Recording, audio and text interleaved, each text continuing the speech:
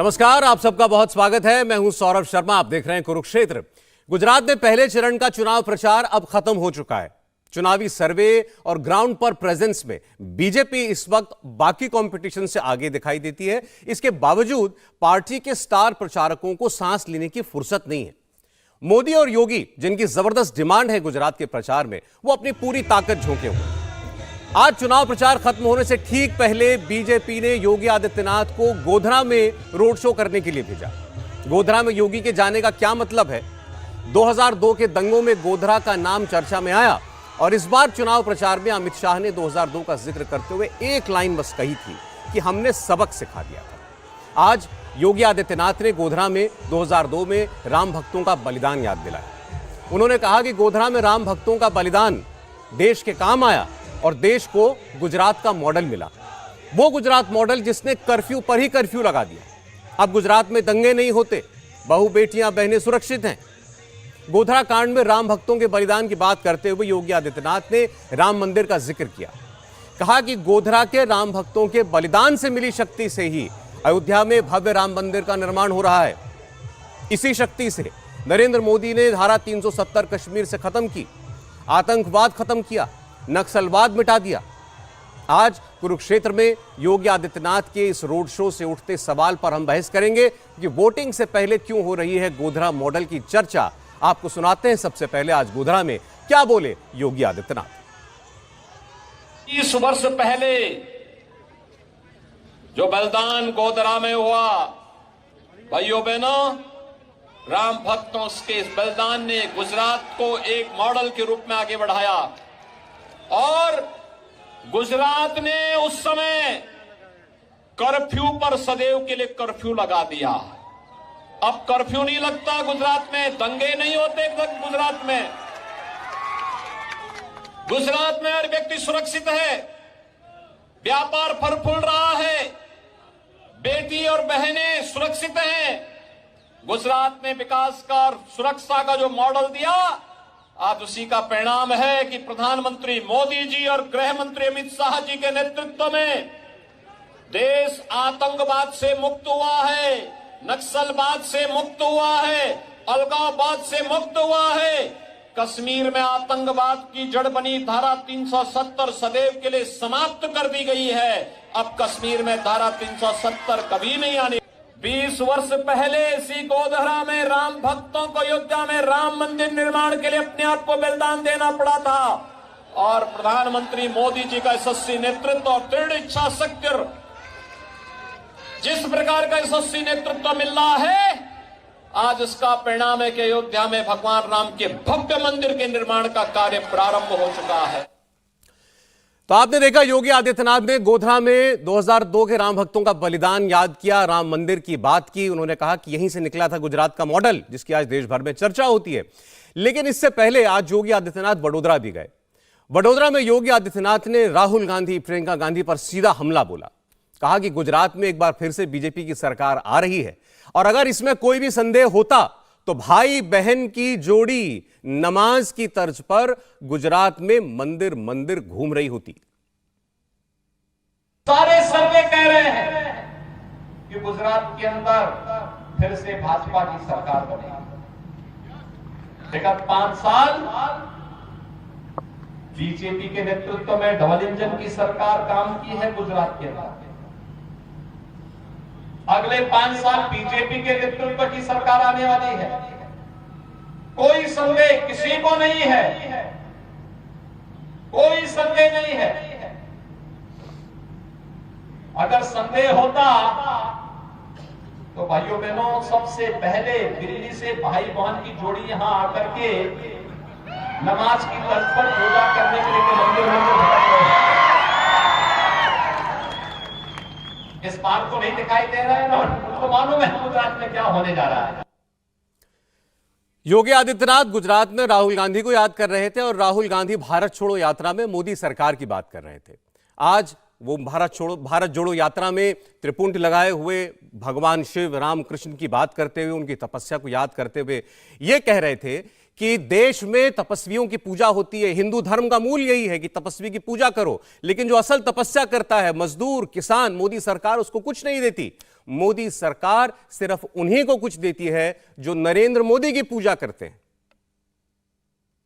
तपस्या किसान करता है, मजदूर करता है।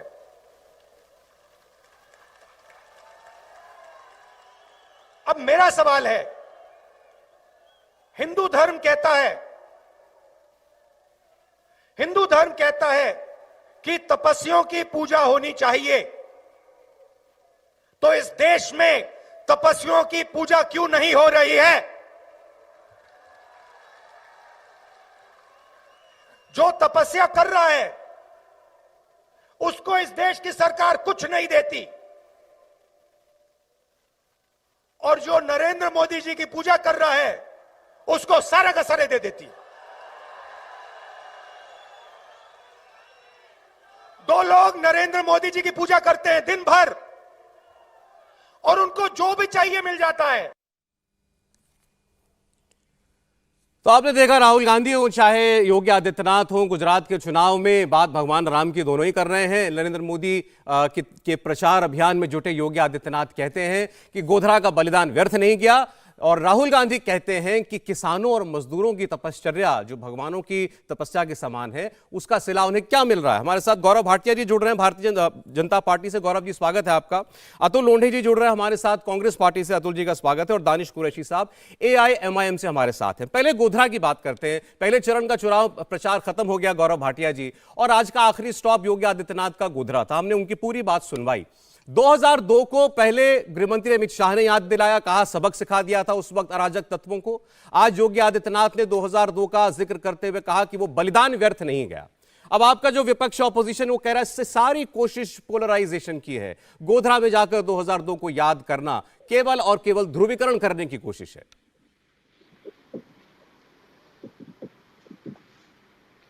सौरभ जी, सर्वप्रथम मैं जरूर आपके प्रश्न का उत्तर दूंगा, लेकिन ये जो व्यक्ति यहाँ पे बैठा है, देखिए मेरे हाथ में इसका एक ट्वीट है, और हम सबके आराध्य हैं, पूजनीय हैं भगवान शिव और शिवलिंग के लिए इसने जो टिप्पणी करी है वो मैं यहाँ पढ़ भी नहीं सकता हूँ, तो मैं इनके साथ चर्चा नहीं कर पाऊंगा। बिल्कुल स्पष्ट आपसे कह रहा हूँ, ऐसे व्यक्तियों को मत बुलाइए जो जेल की सलाखों के पीछे भी जा चुके हैं और उसके अलावा हमारे आराध्य पे टिप्पणी करते हैं। हम बाध्य नहीं है, हमारे मतभेद हो सकते, कांग्रेस के प्रवक्ता भी यहाँ बैठे हैं अतुल जी, हमारे मतभेद हो सकते हैं, लेकिन हम ऐसे व्यक्ति के साथ चर्चा करें जो हमारे ईश्वर के लिए, आराध्य के लिए गलत टिप्पणी करे। मैं समझता हूं कि ऐसी कोई मजबूरी नहीं है। मेरी आपसे एक ही विनती है, एक ही गुजारिश है कि ऐसे व्यक्ति को कृपया करके इस डिबेट में मत रखिए। मैं कांग्रेस पार्टी के प्रवक्ता हैं, उनके साथ चर्चा कर लूंगा, क्योंकि ये टिप्पणी जो है ये बहुत ही अमर्यादित, अभद्र टिप्पणी है, और इसीलिए मैं दिखा रहा हूं। करोड़ों दर्शक आपके चैनल को देखते हैं, उनकी भी भावनाएं आहत होंगी अगर मैं इसे पढ़ूंगा भी। तो मेरी तो एक आपसे यही निवेदन है कि इसको हटा दीजिए और मैं चर्चा को गौरव जी आपको मैं बाध्य नहीं कर सकता कि आप किसके प्रश्न का उत्तर दें, किसका ना दें। आप मुझसे बात संवाद कीजिए, आप मेरी बात का जवाब दीजिएगा, आप किसी और के बात का जवाब देने के लिए बाध्य नहीं। ठीक, आप मेरी बातों का जवाब दीजिए, मुझसे ही बात कीजिए, बोले।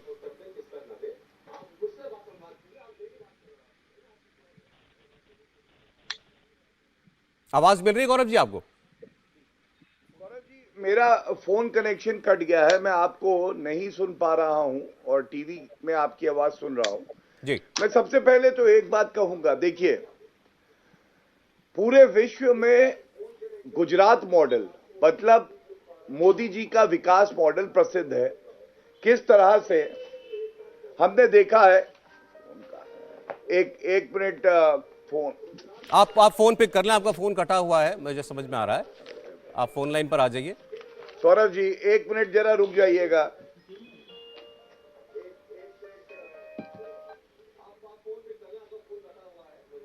जी, अब मिल रही है आपको आवाज गौरव जी? हर डिबेट में फोन कट जाएगा। चलें, अच्छा ठीक, मैं अतुल जी के पास जाता हूं। इस बीच उनका फोन डिस्कनेक्ट हो गया, दोबारा हम कोशिश कर रहे हैं जुड़ने की उनके साथ। अतुल जी, आज योगी आदित्यनाथ कह रहे थे 2002 से ही गुजरात का मॉडल निकला है, फिर उन्होंने कांग्रेस पार्टी की बहुत चर्चा की, कहा कि कांग्रेस पार्टी होती तो क्या धारा 370 खत्म हो जाती, क्या राम मंदिर बन जाता, वो राम मंदिर जिसकी नींव पड़ी, इस भव्य निर्माण की नींव पड़ी गोधरा में राम भक्तों के बलिदान से।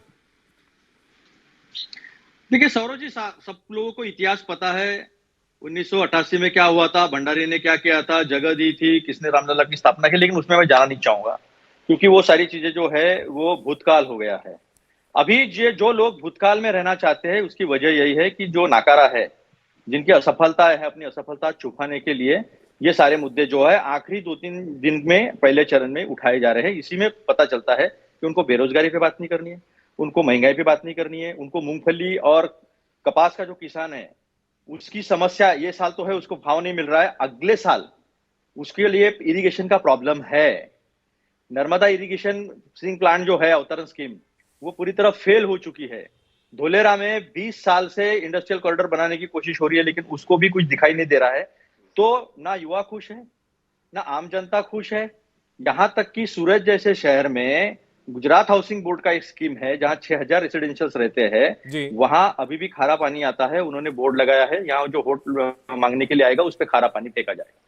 तो ये जो नाकामयाबियां है, 22% जीडीपी के डेट टू जीडीपी रेशो जो है वो 22% चला गया। हमने जब सरकार दी तब 10,000 करोड़ का कर्जा था, वो 4 लाख करोड़ से ज्यादा का कर्जा हो गया है। तो हर तरह से शिक्षा महंगी, बिजली महंगी, और आज 6,200 स्कूल बंद हो चुकी है। 23,000 शिक्षकों की जगह जो है वो खाली रिक्त पड़ी है, वो भरी नहीं जा रही, जबकि 46,000 शिक्षक, ट्रेंड शिक्षक जी, वो वहां पर अवेलेबल है। 22 पेपर लीक होते हैं। अच्छा, ये एक बात है। शराबबंदी के नाम पर नकली शराबबंदी है, वहां जहरीली शराब देकर लोगों को मारा जा रहा, लट्ठा कांड के ऊपर, उसके एसआईटी के ऊपर कोई नेता बात नहीं करेगा इनका। मोरबी में जो हुआ, एक लाइट बनाने वाले कंपनी को अपना दोस्त है करके कॉन्ट्रैक्ट देकर लोगों की जान से खेला गया, 150 लोग मर गए। तीसरा मुद्दा, अहम मुद्दा है कि वहां चिमनियां पिघल गई मशान घाट की, लेकिन इनका दिल नहीं पिघला। 4 लाख से ज्यादा लोग मर गए, उनके पीछे कोविड में ये ना तो खड़े हुए। आप कह रहे हैं कि ये इन सारे मुद्दों से भाजपा भागती है, इसीलिए ये पास्ट की बात करते हैं, भूतकाल की बात करते हैं और गोधरा को 2002 को याद करते हैं। 10 सेकंड आखिरी मुद्दा। तो लोगों के पीछे खड़े नहीं रहे, उल्टा विजय रूपानी ने अपने दोस्त को वेंटिलेटर का कॉन्ट्रैक्ट दिया, जो वेंटिलेटर चले नहीं, उससे भी लोग मर गए।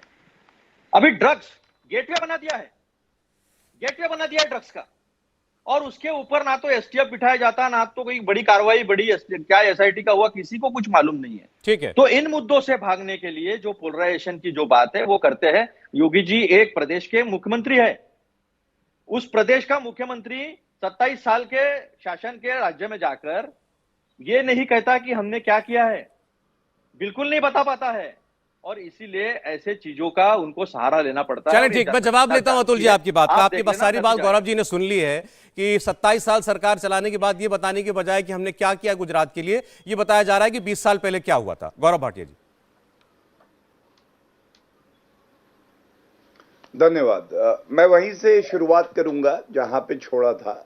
देखिए, हम सब जानते हैं विश्व प्रसिद्ध गुजरात मॉडल विकास का पर्याय है और इसीलिए हर कोई गौरवान्वित होता है। उत्तर प्रदेश में भी योगी मॉडल की चर्चा हुई, और ये योगी मॉडल की चर्चा जब होती थी तो इसी तरह से कांग्रेस के प्रवक्ता आके उपहास उड़ाते थे। इनसे हम लोग पूछते थे, उत्तर प्रदेश में आए हो, कितनी सीटें लाओगे? कहते थे 200 सीटें। कितनी आई? 2 399 सीटों पे चुनाव लड़े सौरभ जी। 387 सीटों में जमानत जब्त हो गई। ये एक नया कीर्तिमान बना। मैं केवल इतना कहूंगा, देखिए हम सब जानते हैं जब कांग्रेस की सरकारें रही, वो जहां भी जाते हैं सांप्रदायिक राजनीति आती है। मुजफ्फरनगर दंगे हुए, गुजरात में कर्फ्यू लगता था, सांप्रदायिक दंगे होते थे, और अब पिछले 27 साल में भाजपा की सरकार रही है, किस तरह से वहां वातावरण बदला है। इन्होंने कहा कोई नहीं बताएगा क्या है गुजरात मॉडल। शिक्षा की बात करी, मैं शिक्षा से ही शुरू करता हूं।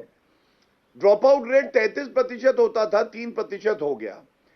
पिछले 2 साल में 419 नए जो है वो स्कूल खुले हैं, 1,25,000 नए क्लासरूम बने। और क्या ये सत्य नहीं है? एक तुलनात्मक बात भी कर लेते, बेरोजगारी की ये कर रहे हैं, मैं आंकड़े दिखा भी दूंगा, तथ्य है, सही तथ्य हैं, झूठ नहीं बोल रहा कांग्रेस की प्रवक्ता की तरह।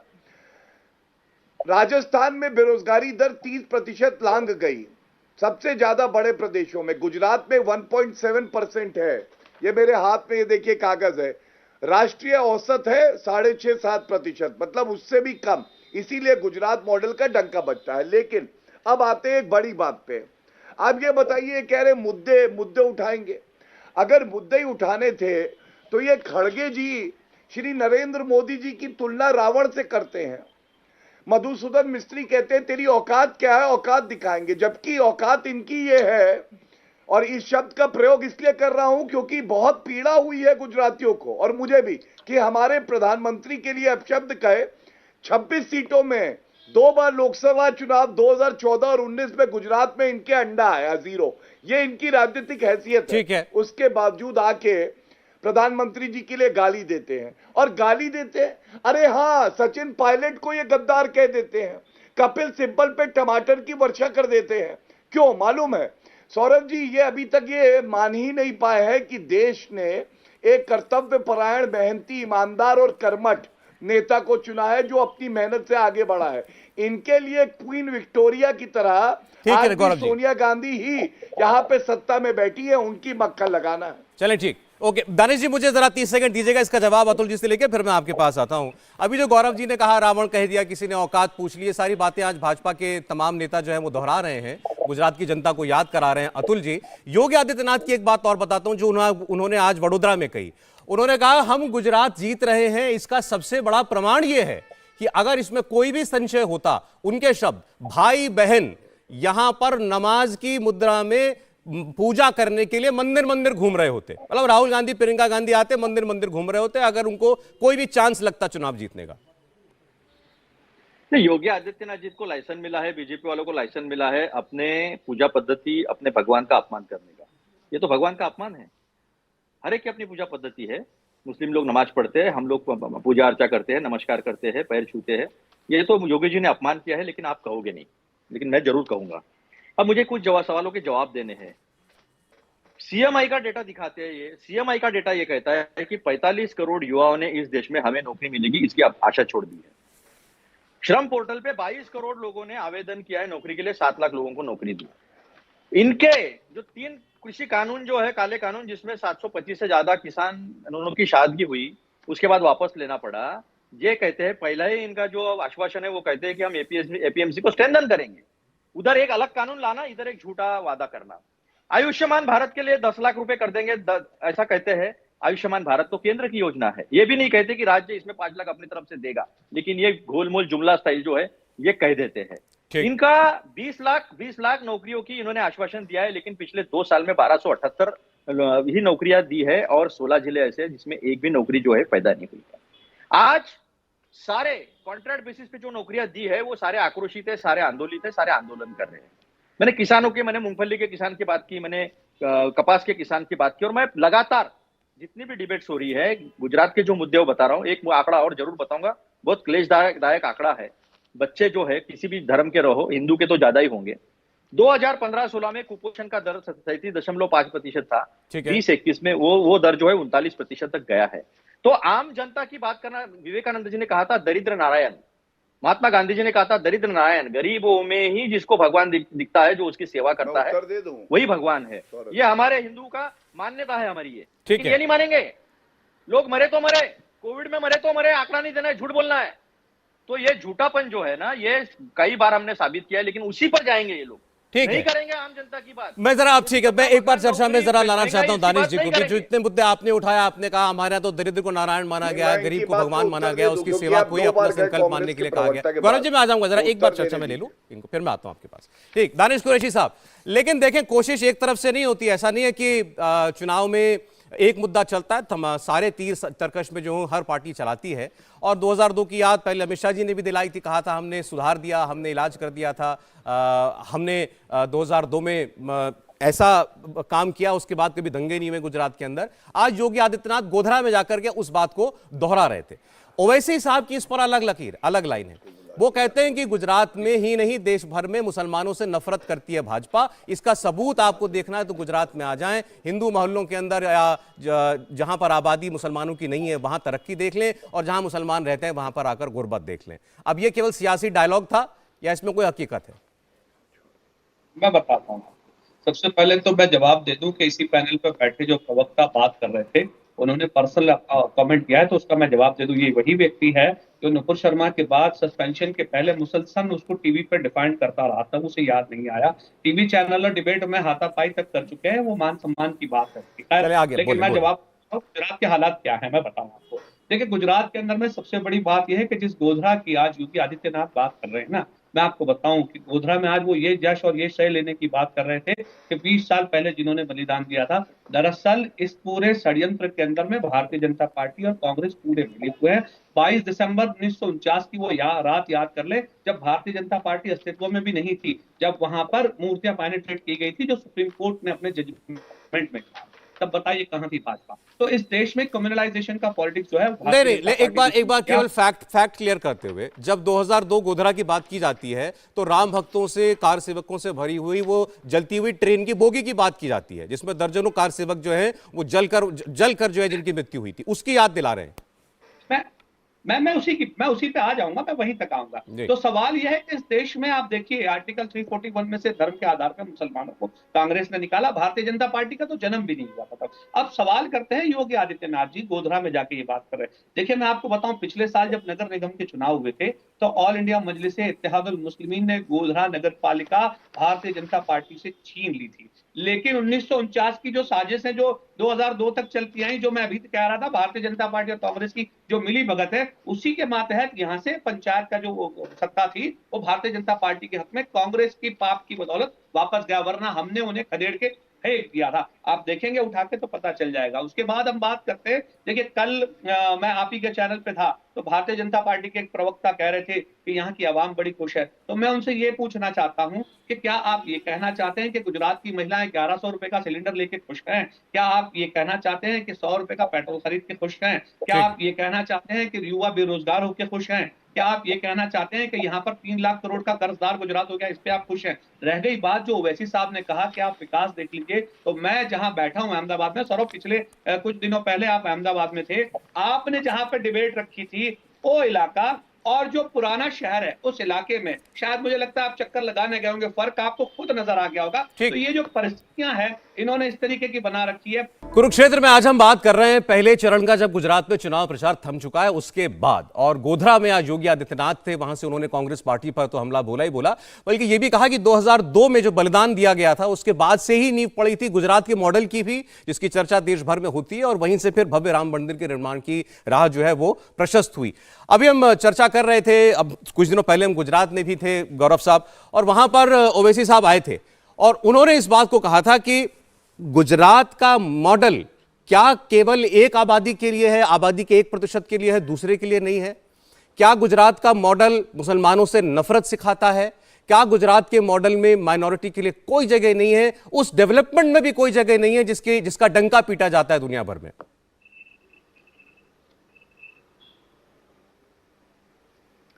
सौरभ जी, पहले तो देखिए गुजरात मॉडल की बात हो रही है, सकारात्मक बात करते हैं और आपको आपके प्रश्न का उत्तर भी मिलेगा।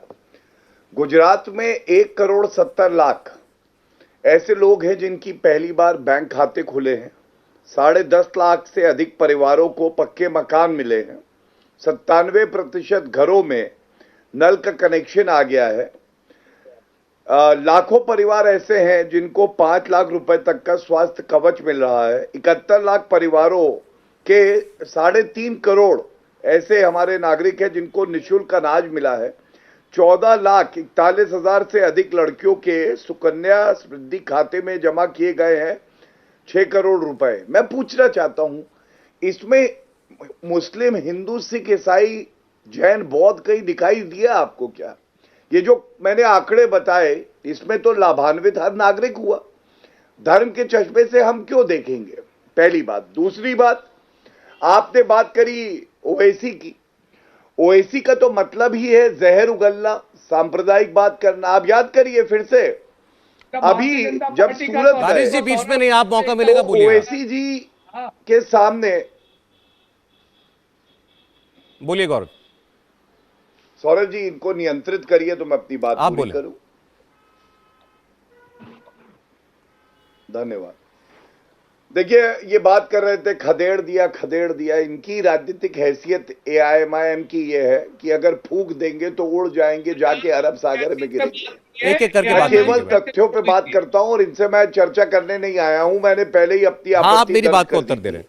यहाँ भी आपसे कोई ओवैसी चर्चा जब करने गौरव जी की आवाज आए। गुजरात की भूमि पर, तो झूठ पे करारा जवाब दिया जाए। हाँ, गुजरात की भूमि पर ओवैसी जी पहुंचे तो सबसे पहले लोगों के दिल में मोदी जी बसे हैं, उनके दिलों की धड़कन है। मोदी मोदी के नारों से उनका स्वागत हुआ। काले झंडे दिखाए गए ओवैसी जी को, और ओवैसी जी ने क्या मुद्दा उठाया आप जान के अचंभित रह जाएंगे। उन्होंने कहा अगर हम आए, जो कि वो आने नहीं वाले 10 जन्मों तक, तो हम बुचड़ खाने और बनाएंगे। मतलब केवल और केवल हिंदू मुस्लिम करना, इस पार्टी के नाम में मुस्लिम ही आता है। 15 मिनट के लिए पुलिस हटा दो, हिंदुओं को मजा चखा देंगे, इस तरह के वक्तव्य है। और उत्तर प्रदेश का ही उदाहरण ले लीजिए, वहां कह रहे थे मुसलमान मुख्यमंत्री बनाएंगे, 5 उप मुख्यमंत्री बनाएंगे। सीटें कितनी आई सौरभ जी आपको पता है? अंडा नोटा से इनकी प्रतिद्वंदिता है। नोटा को ज्यादा वोट आएंगे, इनको कम आएंगे। इनसे बात करने से भी कोई फायदा नहीं है। हाँ, इनकी नफरत को जरूर खत्म करेंगे हम, और खत्म करेंगे मोहब्बत और विकास से। वो हम करके दिखा रहे हैं। कांग्रेस पे आ जाते हैं। कांग्रेस अगर बात करती है बेरोजगारी की, तो मैं एक बात याद दिला दूं, मैंने तो आंकड़ा दिया। बेरोजगारी दर गुजरात में 1.7, राजस्थान में 30.7, झारखंड में 10.5% के आसपास है। अब मैं बताता हूं हमने क्या किया। देखिए, अभी एक हफ्ता पहले ही नरेंद्र मोदी जी ने 71,000 युवाओं को नियुक्ति पत्र दिया। जी। धनतेरस पर 75,000 युवाओं को हमने नियुक्ति पत्र दिया। ये क्या दर्शाता है? युवाओं की चिंता अगर किसी को है तो नरेंद्र मोदी जी को है। मुद्रा योजना में केवल गुजरात का आंकड़ा दे रहा हूं, 1,10,00,000 ऐसे लोग हैं जिनको हमने कर्जा दिया है, रोजगार के अवसर उत्पन्न हुए हैं। 14,200 स्टार्टअप्स आई हैं। स्टार्टअप रैंकिंग में गुजरात 3 साल 2019, 20 और 21 नंबर 1 रहा है। आप बताइए और क्या प्रमाण दे? चले ठीक है, आपने गुजरात मॉडल की क्या हकीकत है वो बयां की अपनी तरफ से। अतुल जी के पास जा रहा हूं, फिर दानिश नहीं पाए। प्रो इनकम्बेंसी की बात होती है, डबल इंजन की बात होती है, कुछ तो ठीक किया है ना। अतुल जी आप दरअसल आपके ऊपर केवल बीजेपी नहीं बोलती, गुजरात में जितनी और पॉलिटिकल पार्टियां, सबके निशाने पर आप ही हैं। चाहे वो अरविंद केजरीवाल हो, चाहे असदुद्दीन ओवैसी हो, सब कहते हैं कांग्रेस का कोई भविष्य नहीं है, कांग्रेस चुनाव में कहीं है ही नहीं। अरविंद केजरीवाल तो पर्चे पर लिखकर दे रहे हैं कि 5 से कम सीट कांग्रेस पार्टी की आएंगी। वो तो वक्त बता देगा क्या है, लेकिन मैं गौरव जी को बार बार देखता हूँ, अंडा 60 साल तक अंडे पे रहे लोग, अंडे पे बैठे रहे 7 साल तक, 2 सीट पे थे, 2 सीट पे अंडे पे बैठे रहे 60 साल तक, कोई पूछता नहीं था। लेकिन तब भी लोकतंत्र का सम्मान करते हुए हमने विपक्ष का कभी अपमान नहीं किया। ये अहंकार में डूबना जो है ना, उसमें लोकतंत्र जनता जनार्दन होती है और जगह दिखाती भी है।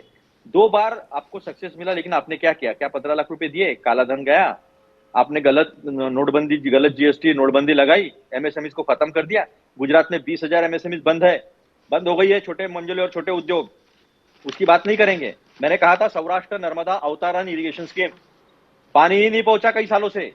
आज कपास के और मूंगफली के किसानों को अगली फसल कैसे लेना, यह सवाल है। जमीन सूख गई आज, और उसके बावजूद भी अगर ये झूठ मॉडल की बात करते हैं तो इनको करने दो। कर्जे में डूबा हुआ है पूरा गुजरात। पहली बात, 22% ऑफ जीडीपी बोले तो विशियस सर्कल में है, डेप्ट के, कर्जे के दुष्ट चक्र में है, उसे ऐसा कहा जाता है हिंदी में।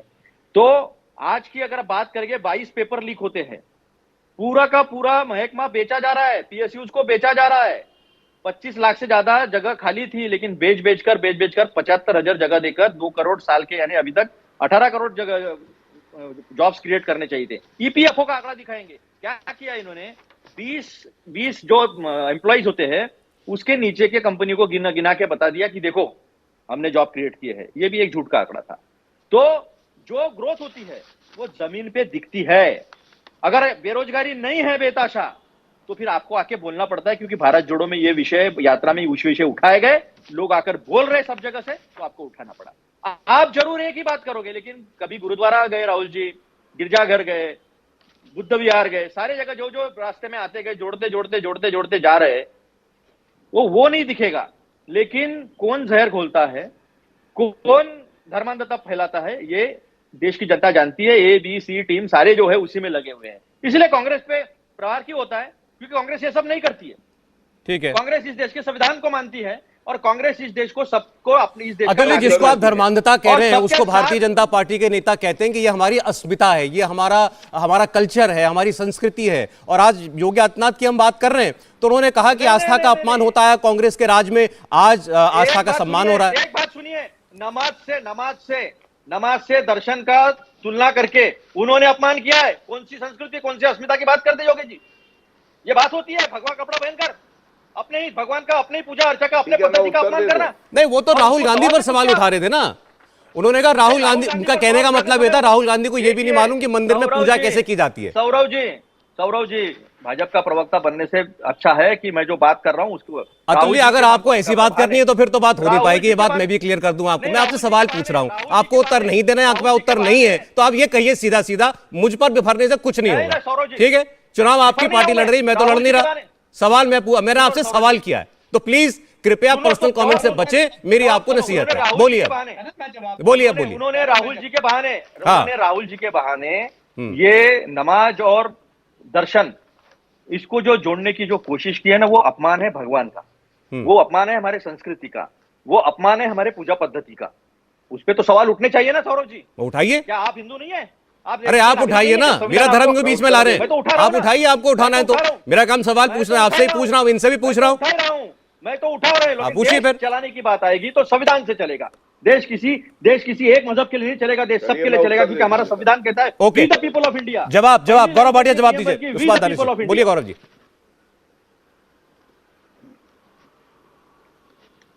देखिए, ऐसा है कि शायद अपने ही नेताओं के बयान नहीं सुनते हैं कांग्रेस के प्रवक्ता। इन्होंने कहा देश एक मजहब के लोगों के लिए नहीं, सबके लिए है। अच्छा, तो ये बताओ, ये जो इंद्रजीत परमार है विधायक कांग्रेस का, जब वो कह रहा है, और शब्दशः पढ़ रहा हूं मैं सौरभ जी, मेरे लिए आप लोग अल्लाह की तरह हो मुसलमानों को।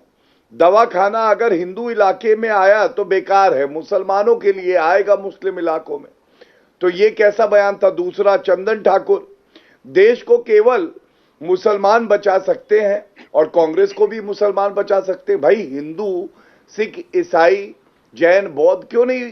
बताइए। तीसरी बात, अभी आपने सुना होगा सतीश झरकीहोली जो इनके नेता है, उन्होंने कहा हिंदू बड़ा गंदा शब्द है। पार्टी से निकाल दिया क्या उनको? नहीं निकाला। और राहुल गांधी पिछले चुनाव में चुनावी हिंदू बन गए थे। चुनावी हिंदू कहूं या ढोंगी हिंदू कहूं? अच्छा ठीक है, ऐसा करते हैं, चुनावी का चू और ढोंगी का ढो, चूढो कहते हैं, चूढो हिंदू। मतलब चुनावी भी थे, ढोंगी भी थे और जगह जगह घूम रहे थे। फिर चुनाव खत्म हो गया, याद आई नहीं, कहने लगे जो हिंदू लड़के हैं वो लड़के छेड़ने मंदिर में जाते हैं। अब आप बताइए, ऐसी सोच के साथ गुजराती क्या कोई भारतीय अपने आप को मेल नहीं कराएगा? इसलिए नहीं कराएगा कि ये सोच जो है ये विपरीत है सौहार्द के, ये केवल तुष्टीकरण की राजनीति करते हैं। तीसरी बात, आप देखिए खड़गे जी, मैंने अभी बताया नरेंद्र मोदी जी को रावण बता रहे थे, ये उनका बयान देखिए जी। वो कहते हैं सौरभ जी, मोदी को शक्ति मिली तो देश में सनातन धर्म का राज हो जाएगा। अरे सनातन धर्म से इतना डर क्यों लगता है? हिंदू आतंकवाद का आविष्कार तो कांग्रेस के हेडक्वार्टर में किया था इन्होंने। सौरभ जी, इसीलिए आवश्यकता है कि श्री नरेंद्र मोदी जी, जेपी नड्डा जी, योगी आदित्यनाथ जी, भूपेंद्र पटेल जी, ये लोग जब बात करते हैं तो ये सबको साथ में लेकर चलने की बात करते हैं, सर्व समावेशी। ये हमारी नीति है। किस तरह से जो सबसे कमजोर व्यक्ति हो उसका धर्म नहीं देखो, उसको सशक्तिकरण करके मुख्य धारा से जोड़ो, ये हमारा मंत्र है। नहीं और तो वो सशक्तिकरण और मुख्य धारा से जोड़ना हो नहीं रहा ना, यही तो आप पर आरोप है। और अभी ये अतुल जी यहाँ पर और बाकी कांग्रेस के नेता कहते हैं कांग्रेस पार्टी और राहुल गांधी ये भारत को रिप्रेजेंट करते हैं, भारत की जो डाइवर्सिटी है उसको रिप्रेजेंट करते हैं। अभी उन्होंने कहा कि राहुल गांधी मंदिर, मस्जिद, गुरुद्वारे, गिरजे सब जगह जाते हैं। अच्छा एक बात बताइए सौरभ जी, ये लोग नहीं मानते कि हम लोग जनता की सेवा करते हैं तो हम क्या करें। जैसे एक छात्र है, वो अपनी कक्षा में गौरव जी, एक ही सवाल का जवाब दीजिए मुझे। अगर वो सर्टिफिकेट देने लगे कि जो उत्तीर्ण हो रहा है वो छात्र अच्छा नहीं है, तो आपको लगता है इनके सर्टिफिकेट की हमें जरूरत है? गौरव जी कि हिंदू लड़के मंदिरों में लड़कियों को छेड़ने जाते हैं, मुझे बताओ। बोले सौरभ, अरे एक मिनट गौरव जी मुझे लगता है आपकी बात आगे, समय भी कम रह गया, दोनों का एक ही रिएक्शन नहीं ले रहा। अतुल जी, अभी आपने जो ये लड़कियां छेड़ने वाली बात की, आपने कहा राहुल गांधी ने कहा था, उस पर सवाल कर रहे थे अतुल जी। दानिश जी मैं आऊंगा। मुझे गौरव जी सबूत के साथ बताइए, आपका झूठ मैं आज बेनकाब करूंगा। बताइए कब बोला था राहुल जी ने? कभी ऐसा नहीं बोला उन्होंने, कभी ऐसी बेतुकी की बात उस घर से नहीं की। हाँ, इंडिया टीवी की क्लिपिंग दिखाऊंगा। इंडिया टीवी की क्लिपिंग है, लड़कियां छेड़ने मंदिर में जाते हैं। आप सौरभ जी, इंडिया टीवी की क्लिपिंग है मेरे पास, आपको मालूम है? अभद्र टिप्पणियां नहीं, आप इनको राहुल गांधी ने ये बयान दिया, बयान का वीडियो दिखा सकते हैं, कह रहे हैं। सीटें तो आने वाली नहीं है इनकी। दिखाओ, आज दिखाओ, वीडियो दिखाओ। हाँ, मैं आपको इंडिया टीवी की क्लिपिंग दिखा देता हूँ। एक मिनट, कब बोला राहुल गांधी ने? मैं दिखाता हूँ, आप मुझे 2 मिनट का समय दीजिए, मैं अभी यही दिखा दूंगा। ठीक है, नहीं, पूरे 24 घंटे का समय देता हूँ, बताओ आप मुझे। चलिए, यहाँ समय निकल गया तो आप इनको जरूर भेज दीजिएगा, क्योंकि ये आरोप पहली बार नहीं लगा रही बीजेपी। ठीक है, मैं ट्वीट कर दूंगा, इस कार्यक्रम के बाद ट्वीट कर दूंगा। चलिए ठीक है, तो दर्शक जो देख रहे हैं उनको भी पता चल जाएगा। इंडिया टीवी में ही दिखाया गया था। अतुल लोंढे जी कह रहे हैं ऐसा कोई बयान कभी राहुल गांधी ने नहीं दिया। गौरव जी कह रहे हैं कि हमारे चैनल की क्लिपिंग वो दिखाएंगे, उसको ट्वीट करेंगे थोड़ी देर के बाद, हम भी इंतजार करते हैं। ठीक, अतुल जी मैं पिक्चर दिखाऊंगा जो रिपोर्ट हुई, ये वक्तव्य दिया। चलिए अच्छा, मुझे वो वीडियो चाहिए। अच्छा ठीक है, दानिश साहब, आरोप आप पर भी पलट कर लगा कि एक दूसरे पर उंगली उठाते हैं तो 3 उंगली अपनी तरफ हो जाती है। इस चुनाव में ध्रुवीकरण में जो सबसे अहम भूमिका है वो वैसी जी अदा कर रहे हैं। देखिए सौरभ, सबसे पहली बात तो मैं कह दूं कि ये झूठ और फरेब का जो पुलिंदा लेके भारतीय जनता पार्टी घूमती है ना, अभी मैं इनकी हवा निकाल दूंगा। आप मुझे ये बताइए, इस देश में मुसलमानों के धार्मिक स्थान को तोड़ने के लिए राजनीतिक आंदोलन चलाने वाले कौन सी ये हवा निकालेंगे? अपनी हवा निकली हुई है इनकी, हिंदू धर्म के खिलाफ बोलते हैं। देश में हैसियत क्या है? केवल नफरत फैलाना, ये हवा निकालेंगे। छू देंगे तो सिकुड़ जाओगे। अरे क्यों हवा निकल रही है भाई? मर्यादा बनाए रखो सौरभ जी, ऐसे लोगों को तो आप बुलाते हैं, चपरासी न रखे कोई इनको, गाली देते हैं हिंदू धर्म को। शर्म करो। और अभी मैं बताता हूं, आके बताएंगे, हवा निकालेंगे। समय हमारे पास इतना ही था। बहरहाल पहले चुनाव में जो भी कुछ किसी पार्टी के पास था, सारे तीर आजमा लिए गए हैं। गोधरा में आज योगी आदित्यनाथ की रैली भी हो चुकी है और अब यहां से दूसरे चरण के प्रचार की ओर पार्टियां बढ़ेंगी। लेकिन चुनावी घमासान गुजरात का अपने चरम पर है और कुछ दिनों तक आपको ऐसी ही गर्मागर्म बहस और बयान देखने को मिलते रहेंगे। गौरव भाटिया जी, अतुल जी, दानिश जी, बहुत धन्यवाद आपका कुरुक्षेत्र में जुड़ने के लिए। इंडिया टीवी हर वक्त हर जगह डाउनलोड करने के लिए सर्च करें India TV news Google play store या ऐप स्टोर पर।